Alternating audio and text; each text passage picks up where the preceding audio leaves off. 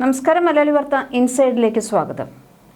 ഇറാന്റെ പെട്രോളിയം കയറ്റുമതിയുടെ 90% കൈകാര്യം ചെയ്യുന്ന ഖാർഗ് ദ്വീപ് പിടിച്ചെടുക്കാൻ അമേരിക്ക തയ്യാറെടുക്കുകയാണ്. പാരാട്രൂപ്പേഴ്സും മറീൻ കമാൻഡോകളും ഉൾപ്പെടെ 10,000 US പട്ടാളക്കാർ ആ മേഖലയിലേക്ക് നീങ്ങുകയാണ്. USS ട്രിപ്പോളി എന്ന ഫ്രിഗേറ്റ് യുദ്ധക്കപ്പലിൽ മാത്രം 2,500 മറീൻ കമാൻഡോകളുണ്ട്. അവരെ ആകാശത്തു നിന്നും കരയിലും വെള്ളത്തിലും പ്രവർത്തിക്കുന്ന ആംഫീബിയസ് കപ്പലുകളിൽ നിന്നും ഇറക്കാനാണ് പ്ലാൻ. ഇറാന്റെ എണ്ണ സമ്പത്ത് നേരിട്ട് നിയന്ത്രിക്കുകയാണ് തന്റെ ലക്ഷ്യമെന്ന് ട്രംപ് വ്യക്തമാക്കിയിട്ടുണ്ട്. ഇറാന്റെ എണ്ണ കയറ്റുമതിയുടെ 90% നടക്കുന്നത് പേർഷ്യൻ ഗൾഫിലെ ഈ തന്ത്രപ്രധാന ദ്വീപ് വഴിയാണ്. ഇത് കൈവശപ്പെടുത്തുന്നതിലൂടെ ഇറാനെ പൂർണ്ണമായും സാമ്പത്തികമായി തളർത്താം എന്നാണ് അമേരിക്കയുടെ ഒരു കണക്കുകൂട്ടൽ.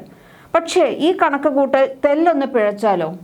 ഖാർഗ് ദ്വീപിനെ തകർക്കാൻ ശ്രമിച്ച ചരിത്രത്തിലെ മറ്റൊരു പേര് സദ്ദാം ഹുസൈൻ്റേതാണ്. 1980 തുടങ്ങിയ ഇറാഖ് യുദ്ധകാലത്ത് ടാങ്കർ യുദ്ധം എന്നറിയപ്പെട്ട വിനാശകരമായ ഒരു ഘട്ടം അരങ്ങേറിയത് ഖാർഗിനെ കേന്ദ്രീകരിച്ചായിരുന്നു. ഇറാന്റെ വരുമാനം മുടക്കാൻ സദ്ദാം തന്റെ വ്യോമസേനയെ ഖാർഗ് ദ്വീപിന് നേരെ തിരിച്ചു. 100 കണക്കിന് തവണയാണ് ഇറാഖി വിമാനങ്ങൾ ഈ ദ്വീപിൽ ബോംബിട്ടത്. എണ്ണക്കപ്പലുകളെ ലക്ഷ്യം വെച്ച് മിസൈലുകൾ തൊടുത്തു. എന്നാൽ ഇറാൻ ആവട്ടെ തങ്ങളുടെ എണ്ണക്കപ്പലുകൾക്ക് സംരക്ഷണം നൽകാൻ കനത്ത വ്യോമ പ്രതിരോധം തീർക്കുകയും തിരിച്ചടിക്കുകയും ചെയ്തു. അന്ന് അമേരിക്കൻ നാവികസേന പോലും ഈ മേഖലയിൽ സജീവമായി ഇടപെട്ടിരുന്നു. സൈനികമായി ഒരു ദ്വീപ് പിടിച്ചെടുക്കുക അത്ര എളുപ്പമുള്ള കാര്യമൊന്നുമല്ല. ഇത് ചൈനയും റഷ്യയും ഉൾപ്പെടെയുള്ള വൻ ശക്തികളെ ഈ യുദ്ധത്തിലേക്ക് വലിച്ചിഴയ്ക്കാൻ കാരണമാകും. സദ്ദാം ഹുസൈൻ വർഷങ്ങളോളം ശ്രമിച്ചിട്ടും പൂർണ്ണമായി തകർക്കാൻ കഴിയാത്ത ഖാർഗിന്റെ പ്രതിരോധം തകർക്കാൻ ട്രംപിന് സാധിക്കുമോ എന്നത് കാത്തിരുന്ന് കാണേണ്ടതാണ്. എങ്കിലും ഖാർഗ് ദ്വീപിന് മേൽ ഉയരുന്ന ഓരോ ഭീഷണിയും എണ്ണ വിപണിയിൽ ചങ്കിടിപ്പ് കൂട്ടുന്നുണ്ട് എന്ന കാര്യത്തിൽ സംശയമൊന്നുമില്ല. അമേരിക്കയുടെ കരയുദ്ധം അല്ലെങ്കിൽ ആംഫീബിയസ് ലാൻഡിംഗ് സാധ്യതകൾ മുൻകൂട്ടി കണ്ട് ഖാർഗ് ദ്വീപിനെ ഒരു മരണക്കെണിയായാണ് ഇറാൻ ഒരുക്കി നിർത്തിയിരിക്കുന്നതെന്നാണ് റിപ്പോർട്ടുകൾ. തോക്കിൽ ഘടിപ്പിക്കാവുന്ന മാൻപാഡ്സ് മിസൈലുകൾ മുതൽ തീരപ്രദേശങ്ങളിൽ വ്യാപകമായി വിന്യസിച്ചിരിക്കുന്ന ആന്റാ പേഴ്സണൽ ആന്റി ആർമർ മൈനുകൾ വരെ ഈ പ്രതിരോധത്തിന്റെ ഭാഗമാണ്. ദ്വീപിന്റെ ഭൂമിശാസ്ത്രപരമായ പ്രത്യേകതകൾ ഉപയോഗപ്പെടുത്തി സൈന്യം ഇറങ്ങാൻ സാധ്യതയുള്ള ബീച്ചുകളിലും മറ്റും കനത്ത കെണികളാണ് സജ്ജമാക്കിയിരിക്കുന്നത്. കൂടാതെ ഇറാൻ മെയിൻലാൻഡിൽ നിന്ന് വെറും 25 കിലോമീറ്റർ മാത്രം അകലെയുള്ള ഖാർഗിന് ആവശ്യമായ ബാലിസ്റ്റിക് മിസൈലുകൾ, ഡ്രോണുകൾ, ആർട്ടിലറി പിന്തുണ എന്നിവയെല്ലാം നിമിഷങ്ങൾക്കുള്ളിൽ ലഭ്യമാക്കാൻ ഇറാന് സാധിക്കും. ഇത് അമേരിക്കൻ മറൈൻസിനോ പാരാട്രൂപ്പേഴ്സിനോ വലിയ തോതിലുള്ള നാശനഷ്ടങ്ങൾ വരുത്താൻ ശേഷിയുള്ള ഒരു അസിമെട്രിക് യുദ്ധതന്ത്രമാണ്. അമേരിക്കൻ കമാൻഡോകളുടെ ശവപ്പറമ്പാകുമോ ഖാർഗ് ദ്വീപ് എന്ന സംശയമാണ് ലോകത്തെ സർവ്വ മിലിറ്ററി വിദഗ്ധരും ഉന്നയിക്കുന്നത്. ഇറാന്റെ പണം വരവിന്റെ പ്രധാന ഞരമ്പാണ് ഖാർഗിലെ ഓയിൽ ടെർമിനലുകൾ. 208.6 ബില്യൺ ബാരലുകളാണ് ഇറാന്റെ എണ്ണ ശേഖരം. ഇത് ലോകത്ത് 3ാം സ്ഥാനമാണ്. ആഗോള ശേഖരത്തിന്റെ ഏകദേശം 12% വരും ഇത്. ഇറാനെ സംബന്ധിച്ച് ഏകദേശം 290 വർഷത്തേക്ക് എണ്ണ സമൃദ്ധമായിരിക്കുമെന്ന് ചുരുക്കം. ഈ വലിയ ശേഖരം ഇറാനെ ആഗോള ഊർജ്ജ രാഷ്ട്രീയത്തിൽ പ്രധാനിയാക്കുന്നു. ഇറാൻ പ്രതിദിനം ഏകദേശം 3 മുതൽ 4.5 ദശലക്ഷം ബാരൽ വരെ എണ്ണ ഉൽപ്പാദിപ്പിക്കുന്നുണ്ട്. ഇത് ആഗോള എണ്ണ വിതരണത്തിന്റെ ഏകദേശം 4 അല്ലെങ്കിൽ 5% വരും. ഇത് ഉപരോധങ്ങളുടെയും സംഘർഷങ്ങളുടെയും സാഹചര്യങ്ങൾക്കനുസരിച്ച് മാറിക്കൊണ്ടിരിക്കും. ഖാർഗ് ദ്വീപ് ഒരു സാധാരണ ടെർമിനൽ മാത്രമല്ല, ഇത് ഇറാന്റെ എണ്ണയുടെ ജീവനാഡിയാണ്. കയറ്റുമതിയുടെ ഭൂരിഭാഗവും കൈകാര്യം ചെയ്യുന്നത് ഇതുവഴിയാണ്. അതിനാൽ തന്നെ ഏതെങ്കിലും തരത്തിലുള്ള ഭീഷണി ഉണ്ടായാൽ അത് ആഗോള ഊർജ്ജ വിതരണത്തെ ഉടനടി ബാധിക്കും. ഇറാന്റെ അസംസ്കൃത എണ്ണ കയറ്റുമതിയുടെ ഏകദേശം 90-94% ഈ ഒറ്റ ദ്വീപിലൂടെയാണ് കടന്നുപോകുന്നത്. സാധാരണ സാഹചര്യങ്ങളിൽ ഏകദേശം 1.3 മുതൽ 1.6 ദശലക്ഷം ബാരൽ പ്രതിദിനം ഖാർഗ് വഴി പുറത്തേക്ക് പോകുന്നുണ്ട്. ഉയർന്ന ഉൽപാദന കാലഘട്ടങ്ങളിൽ ഈ ദ്വീപ് പ്രതിദിനം 2 ദശലക്ഷം ബാരലിന് മുകളിലുള്ള കയറ്റുമതി കൈകാര്യം ചെയ്തിട്ടുമുണ്ട്. ചൈന വാങ്ങുന്ന ക്രൂഡ് ഭൂരിപക്ഷവും ഇറാനിൽ നിന്നാണ്. ഇന്ത്യയും അവിടെ നിന്നു തന്നെ വാങ്ങുന്നു. ഈ ഓയിൽ ടെർമിനലുകളെ US-നും തകർക്കാൻ താല്പര്യമില്ല. കാരണം ഖാർഗ് ദ്വീപ് പിടിച്ചെടുത്ത് കൈവശം വെക്കണമെങ്കിൽ അതുകൊണ്ട് പ്രയോജനം വേണം. ഈ പ്രയോജനം എണ്ണ കയറ്റുമതിയിൽ നിന്നാണല്ലോ.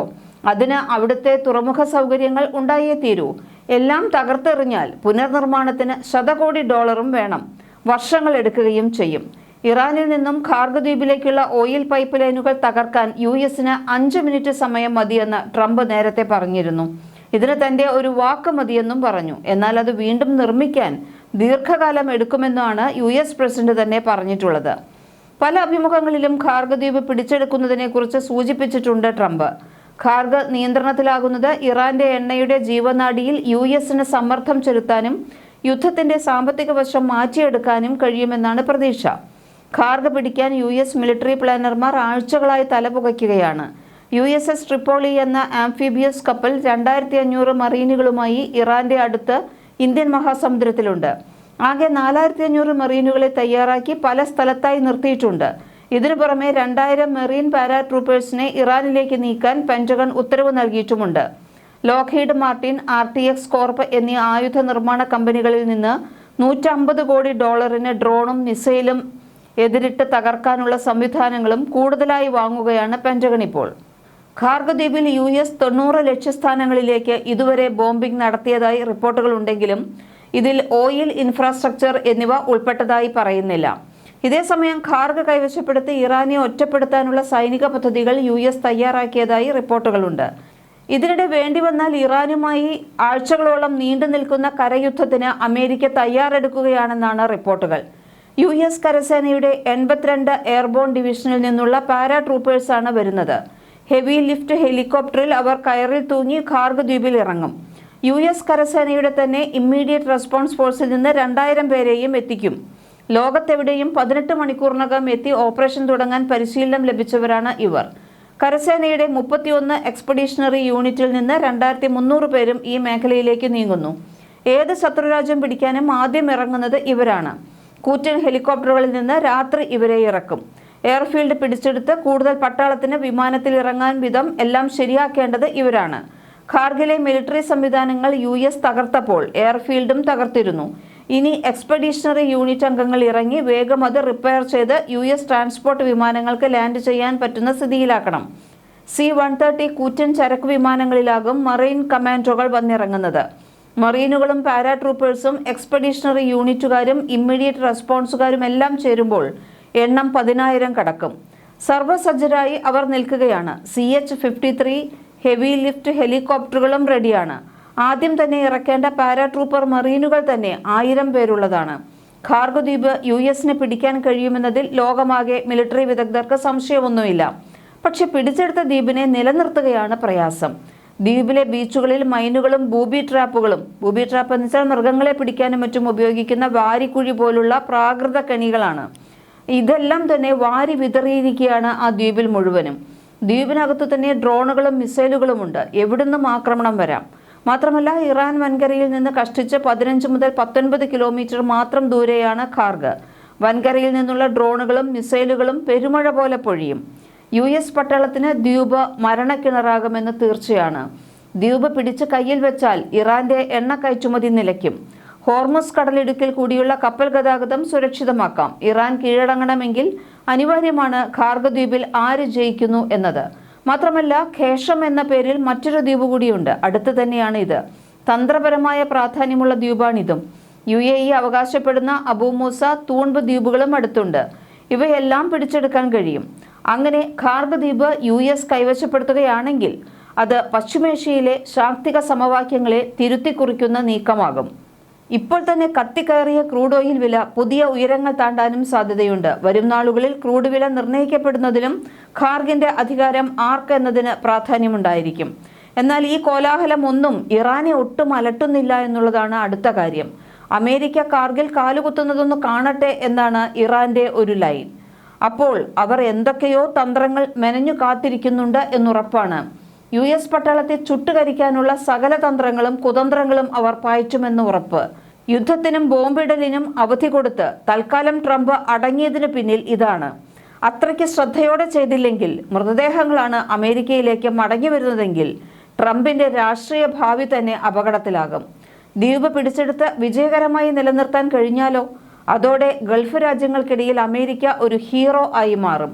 ഹോർമുസ് കടലിടുക്കിലൂടെ എണ്ണക്കപ്പലുകൾക്ക് നിർബാധം സഞ്ചരിക്കാം. അമേരിക്ക പൂർവാധികം ശക്തമാകും. മറിച്ചാണെങ്കിൽ ഇറാന്റെ മുന്നിൽ തോറ്റാൽ അമേരിക്കൻ സാമ്രാജ്യത്വത്തിന്റെയും അധികാരത്തിന്റെയും തകർച്ച അവിടെ തുടങ്ങും. ഡോളർ വില ഇടിയും. ഗൾഫ് രാജ്യങ്ങളും ഹോർമുസ് കടലിടുക്കും ഇറാന്റെ നിയന്ത്രണത്തിലാകും. അതോടെ ഇറാൻ കൂടുതൽ അപകടകാരികളാകും. ഹോർമൂസ് കടലിടുക്ക് ഈ യുദ്ധത്തോടെ വരുതിയിലാക്കാൻ ഇറാനായാൽ ഗൾഫ് രാജ്യങ്ങൾ എണ്ണയും ഗ്യാസും വിൽക്കാൻ അവർക്ക് മുന്നിൽ കൈകൂപ്പി നിൽക്കേണ്ടി വരും. ഇപ്പോൾ തന്നെ ഹോർമൂസ് വഴി പോകുന്ന കപ്പലുകൾക്ക് ടോൾ പിരിക്കാൻ ഇറാന് പരിപാടിയുണ്ട്. ഇറാന്റെ മിസൈലുകളിൽ നിന്ന് രക്ഷ നേടാൻ GCC രാജ്യങ്ങൾ പുതിയ വഴികൾ തേടിയേക്കാം. ഇപ്പോൾ തന്നെ അവർ യുക്രൈനുമായി കരാറുകളിൽ ഏർപ്പെടുകയാണ്. പരിക്കുകളോടെയെങ്കിലും അതിജീവിച്ചാൽ ഇസ്രയേലിന്റെ അതിജീവനത്തിനുമേൽ വലിയ നിഴലായി തീരും ഇറാൻ. ഭൗമരാഷ്ട്രീയമാകെ മാറിമറിയും. അതിജീവനത്തിന് പുതിയ സഖ്യങ്ങളും കൂട്ടായ്മകളും അത്യാവശ്യമാകും. പെട്രോ ഡോളർ യുഗത്തിന് തിരശ്ശീല വീഴുന്നതോടെ അമേരിക്കയുടെ നേതൃത്വത്തിലെ ഏകധ്രുവ ലോകത്തിനും അന്ത്യമാകും. അപ്പോൾ എന്താണ് സംഭവിക്കുക എന്ന് നമുക്ക് കാത്തിരുന്നു കാണാം. മലയാളി വാർത്ത ഇൻസൈഡ്.